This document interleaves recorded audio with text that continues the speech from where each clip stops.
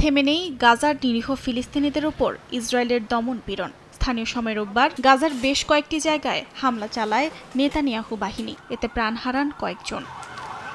গাজার স্বাস্থ্য মন্ত্রণালয়ের তথ্য অনুযায়ী অক্টোবরের যুদ্ধবিরতির পর থেকে ইসরায়েলি হামলায় অন্তত ৬৬৭ ফিলিস্তিনি নিহত হয়েছেন। আহত হয়েছেন ১,৮১৩ জন। আর ২০২৩-এর অক্টোবরে শুরু হওয়া ২ বছরের যুদ্ধে প্রাণ গেছে ৭২,০০০-এর বেশি মানুষের। আহত হয়েছেন ১,৭১,০০০-এর বেশি ফিলিস্তিনি। ধ্বংস হয়েছে প্রায় ৯০% বেসামরিক অবকাঠামো।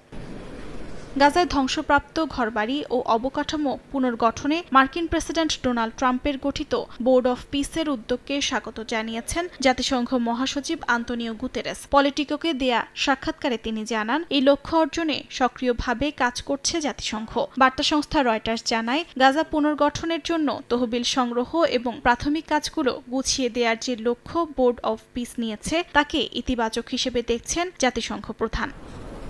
অর্জিতা শেহজিন, সময় সংবাদ।